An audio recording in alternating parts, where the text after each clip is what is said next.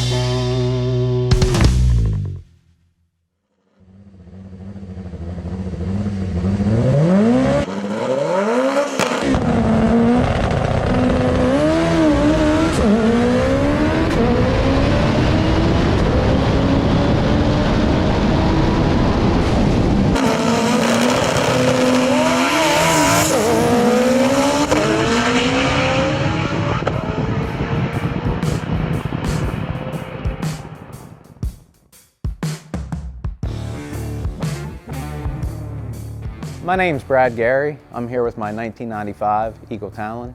Early 1998, I always had a love for the Talon, the 1Gs, the 2Gs. We bought a black one as one of my first cars. It was front wheel drive. It wasn't what I wanted the all-wheel drive, but it's what I could get at the time. So it was turbo, front wheel drive. Loved the car, loved the look of it, lowered it, put wheels on it. 3 months after having it, I hit deer, gone home one night. Totaled the car. I was upset, but it was a blessing in disguise because it led me to getting the one I really wanted, which was the all-wheel drive model. So we sought out a 1995 Eagle Talon from Pittsburgh. I think I paid $9,500 for the car, and that was early 1999. The car was white.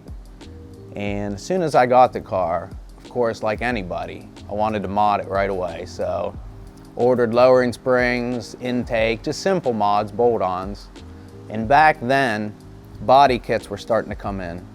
So of course, I had to do the aluminum wing, the full body kit, and had it repainted pearl white. We had to break out the VHS tapes to get old footage of when I originally got the car. We put a body kit on it. Like I said before, we put just a bunch of bolt-ons, aluminum wing. I think back then it made like 300 horsepower with just those bolt-ons. Here's a short clip.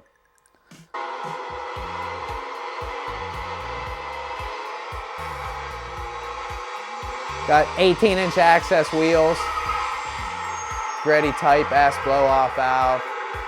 This was before Fast and Furious and all that was even filmed. This was late 99, early 2000. That brings back memories. That's 23 years old.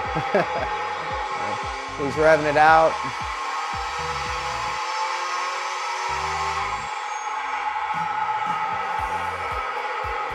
Let's see what we made. Right there, it made 330 horsepower. 267 pounds of torque, stock frame turbo, bunch of bolt-ons, 23 years ago. All right, here's some more footage. This was, I would say, late 2000, maybe early 2001. Basically, just put graphics on it. It has body kit wing. This is what 330 horsepower and 18-inch access wheels does at a track, which is extremely slow. That was 23 years ago, so when you're breaking out VHS tapes, it's pretty bad. Right there, bogged to launch. The cameraman's bouncing up and down. But we have all that downforce, that big aluminum wing. 1545 there.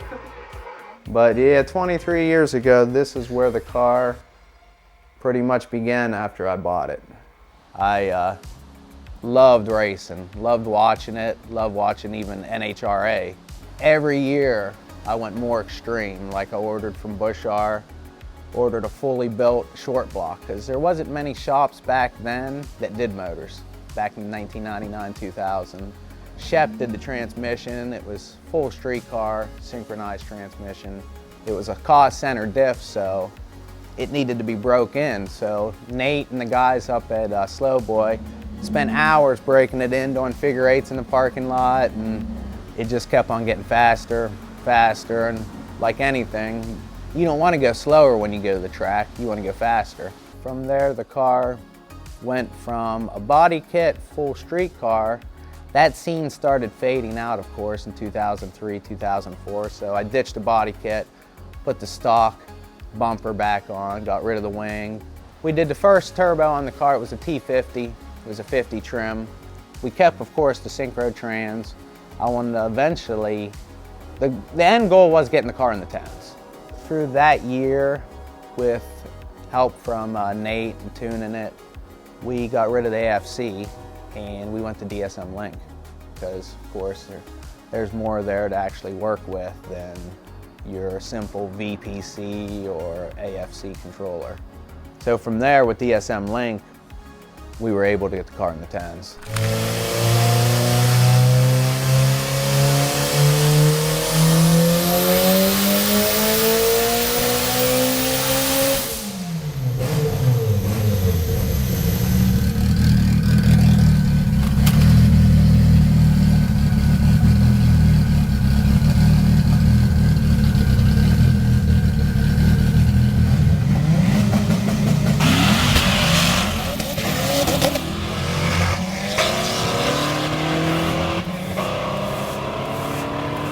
2008, we were in the 10 seconds. We went with a 37R turbo. Made right around 850 all-wheel horsepower on the dyno. And that's when we got the car in the 9-second bracket.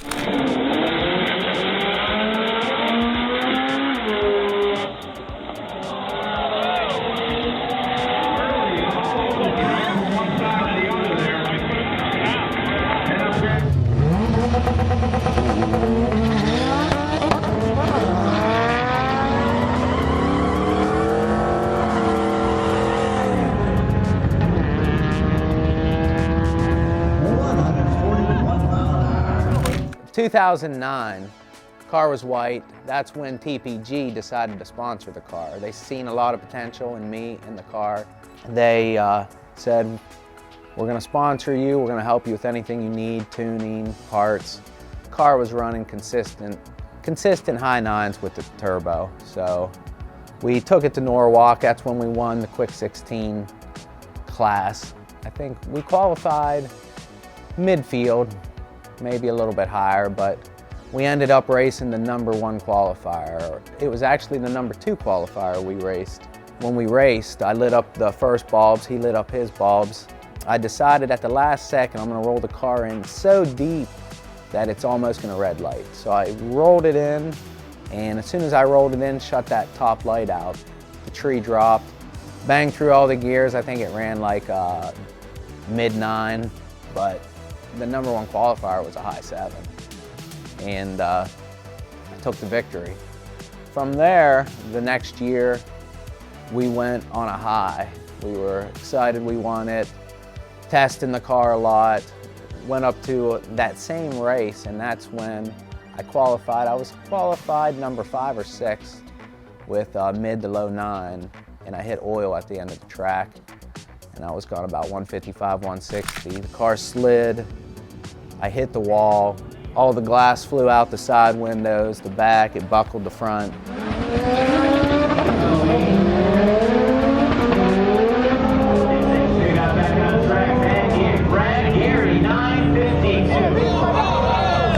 From there, of course, we tubed the front end, put Lexan in it, painted the car satin hot rod black.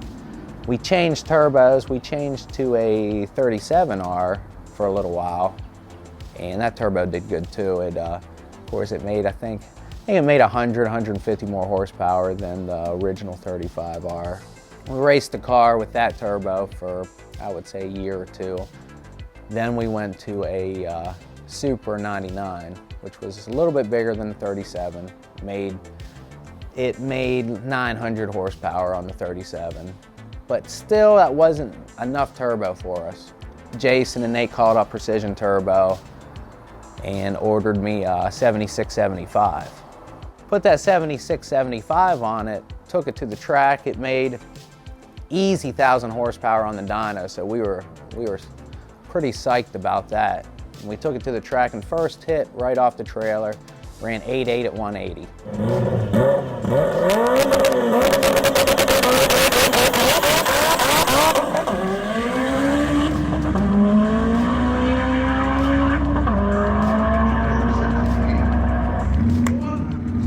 That turbo was the shit. We had it checked out over the years, but we kept that on the car for a good 6 years. I love that turbo because even if you kind of missed it a shift, you could get back in it and still recover enough with that turbo. 2017, I was out of town and I seen a Dodge Hellcat with this gorgeous color green, and I'm like, I love that green. So I got the paint coat off of it. The paint code was F8. I love that color, so had the car painted that Hellcat F8 green. Of course, we fulfilled the block. It used to be a wet block, so right now it's borderline streetable because of the fulfilled block.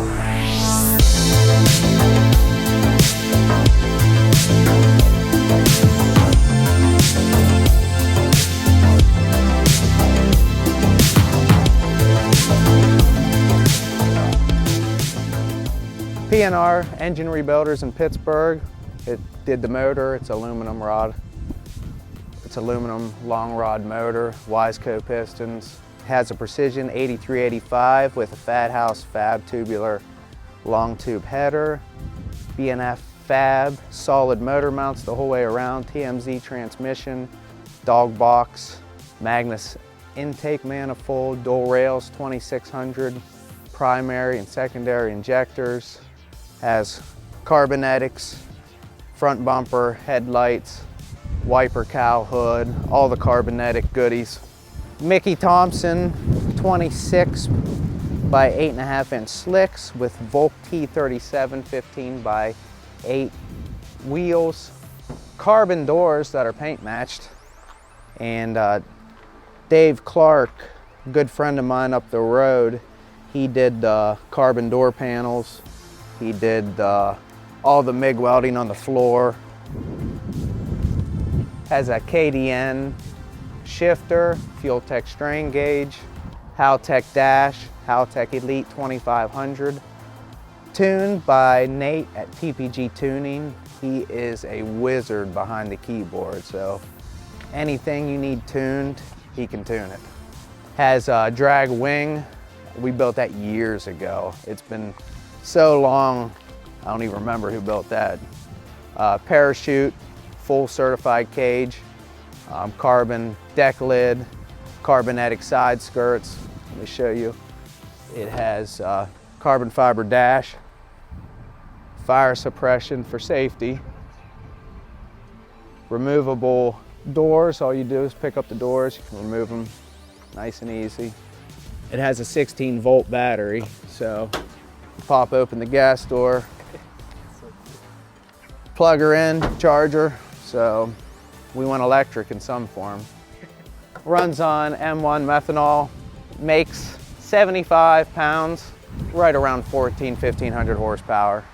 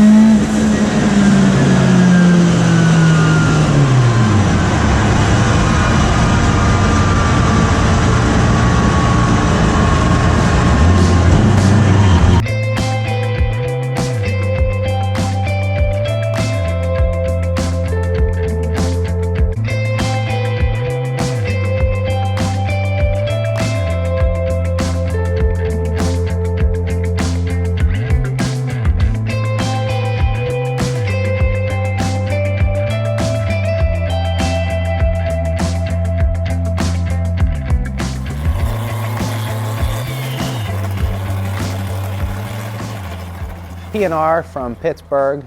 They did the motor up for me. It's aluminum R&R long rod, Wiseco pistons, full filled block, copper gasket, has receiver groove, has custom Kelford cams, has beehive Kigley springs, oversized valves, frontline fab oil pump. It's followed by a Magnus intake manifold, Fat House fab, custom made the manifold. Now the turbo we did run on the car, like I said before, we ran the 76-75, and we love that turbo, but we turn it up every time we go to the track, and we ran out of turbo. And I think we ran out of turbo at like 70 pounds, and of course we want to go faster and faster, so now the car has an 83-85 on it. The 83-85, we'll be able to turn it up, shoot for that 200 mile per hour mark. Transmission, it's a PPG gear, dog box transmission, triple disc quartermaster clutch. TMZ did the transmission for me. We have towel blow off valve, dual fuel rails, running 2 sets of 2600 ID injectors. So a Waterman mechanical fuel pump, so it has plenty of fuel. The fuel we run in the car for years, we went from pump gas to just your regular pump E85. I would go to the gas station when it would run. We ran 8s off of it. I would take a tester and I would test it at the pump, and it was if it was close to 85% ethanol, I would get a couple 5-gallon containers, we'd dump them in the car and we'd run with it. We wouldn't even run anything really that special in it. But then that was getting into the danger aspect of not knowing. So we went and we got some VP fuel, and we went straight E98 for a little while, and then from the E98 we put the car on M1 methanol. And with that methanol, of course, the car runs cooler, it makes a ton more power. So the next goal after that, we're gonna run M5, but need to do a little bit more to the fuel system to run M5, but right now it's on M1. 5-inch ETS front mount. TPG has an all-wheel drive dyno. When they put on the dyno, once we get towards 1100 horsepower, the street tires just want to spin. So we usually shut her down at 53, 54 pounds, and it usually makes close to 1200 horsepower on their dyno.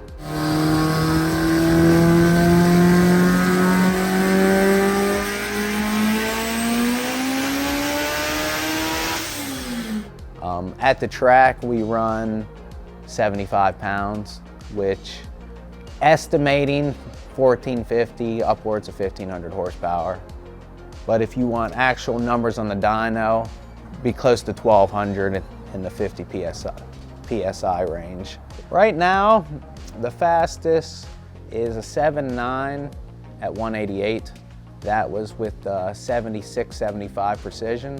The new turbo that's on it, the 83-85, we haven't got a full hit yet with this turbo. Next week, we definitely will be shooting for mid-7s. We want to get close to 200.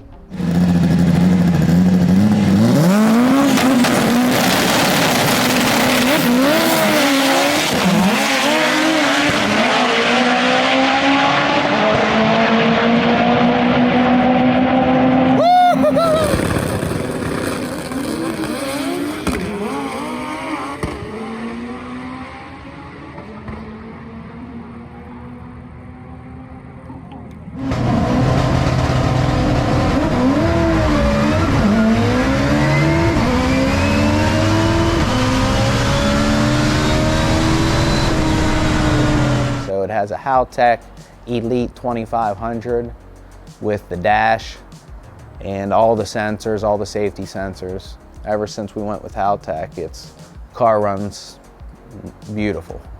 We have a PPG dog box transmission, has a quartermaster triple disc clutch. We run a 3000 GT rear end. It has carbon fiber drive shaft, the boost and billet housing. So So the drivetrain is pretty stout for what's out there. The subframes that are in it, Volk did the subframes. It has a rear tubular subframe, front tubular subframe, which everything's still stock, run-of-the-mill, nothing real fancy. It doesn't have a straight axle rear or anything. It pretty much basic setup. Right now we're running a K&W dual coil. For years we would run your basic off-the-shelf Megan Racing 32 adjustable suspension. We'd run all the way soft in the rear, all the way hard, the damper up front. It worked for years, but as the prep gets better at the track, we're getting more of that hop because the springs are so stiff. So that's when K&W sent us this suspension, and suspension's been working great. The tuning's been done since 2001. My buddy Nate, I met him in 2001.